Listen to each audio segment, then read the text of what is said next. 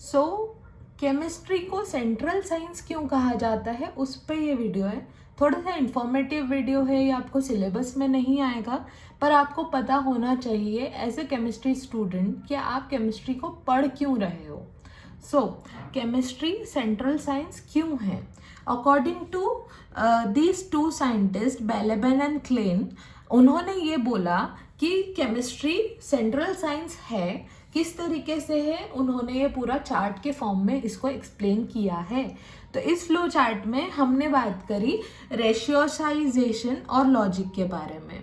ठीक है, अब रेशियोसाइजेशन और लॉजिक क्या है? ये दोनों चीज़ें हम जब लगाते हैं, जब हम किसी चीज़ का सेंस निकालने की कोशिश करना शुरू करते हैं। तो जैसे ही ह्यूमंस ने किसी चीज़ की सेंस निकालने की कोशिश करी तो ये दोनों चीज़ें आई कि लॉजिक लगाया, चीज़ों का सेंस निकालने की कोशिश करी, जब ये दोनों चीज़ें आपको मिली। अब इसके बाद किसका डेवलपमेंट हुआ? मैथमेटिक्स का डेवलपमेंट हुआ, मैथ्स का डेवलपमेंट हुआ। हमने लॉजिक लगाना शुरू किया कि मैथ्स भी एक साइंस होता है जिसके अंदर हम चीज़ों को समझ पाते हैं, हम कैलकुलेट कर सकते हैं, हम लॉजिक को लगा सकते हैं चीज़ों के ऊपर। That led to the development of physics. Physics का डेवलपमेंट हुआ उसके बाद। फिजिक्स क्या है? अप्लाइड मैथमेटिक्स ही है। आपने कई बार सुना होगा फिजिक्स को क्या कहा जाता है? अप्लाइड मैथमेटिक्स कहा जाता है। जब हम मैथ्स को अप्लाई करते हैं किसकी चीज़ के बारे में? उन फिनोमिनन्स पे जिसको हम ऑब्जर्व कर पा रहे हैं। ठीक है, अब अप्लाइड फिजिक्स हम केमिस्ट्री को बोल सकते हैं कैसे? क्योंकि हमने जो चीज़ें अपने आसपास ऑब्जर्व करी उनको तो हमने ऑब्जर्व कर लिया, ठीक है, उसके अंदर क्या है उसे जानने की इच्छा हुई हमें जब हमने केमिस्ट्री लगाई। उसके अंदर एटम्स हैं, मॉलिक्यूल्स हैं, उसकी क्या प्रॉपर्टीज़ हैं, क्या केमिकल प्रॉपर्टीज़ हैं, क्या फिजिकल प्रॉपर्टीज़ हैं, ये सब जानने के लिए हमने क्या लगाई? केमिस्ट्री लगाई। अब ये केमिस्ट्री यहाँ से तो सेंट्रल हो गया। इसके बाद इससे क्या बना?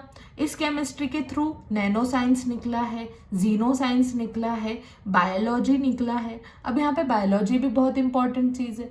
हमने जब रिएक्शंस को समझना शुरू किया तो हमने ये सोचा कि हमारी बॉडी के अंदर क्या रिएक्शंस चल रही हैं, हमारी बॉडी किस तरीके से चल रही है। ठीक है, तो हम किस पे गए? बायोलॉजी पे गए। हमने ब्रेन साइंस पढ़ा, हमने मेडिकल साइंस पढ़ा।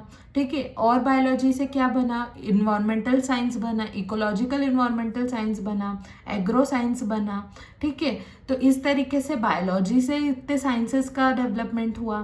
फिर उसके बाद जैसे ही हमने ह्यूमन को समझना शुरू कर दिया तो सोशियो इकोनॉमिक साइंस बना, जब हम सोशल और इकोनॉमिक चीज़ों के बारे में समझने लग गए। ठीक है, सोशल मतलब सोसाइटी के बारे में, इकोनॉमिक मनी के बारे में। ठीक है, अब उसके बाद लॉज बने, एथिक्स आए कि ऑब्वियसली आप सोसाइटी में जो समझने की कोशिश कर रहे हो उसमें क्या सही है क्या गलत है। ठीक है, यहाँ पे नैनो साइंस से computer technology I, engineering I, इनका डेवलपमेंट हुआ। तो इस तरीके से केमिस्ट्री हर एक जो फील्ड है उससे कहीं ना कहीं रिलेटेड है। ओके, हर एक फील्ड कहीं ना कहीं केमिस्ट्री से रिलेटेड है। तो इसी तरीके से हम क्या बोल सकते हैं कि केमिस्ट्री एक सेंट्रल साइंस है, साइंस का एक बहुत सेंट्रल पार्ट है, मिडिल पार्ट है, जिसके थ्रू सारी साइंसेस को डेवलपमेंट में हेल्प मिली है।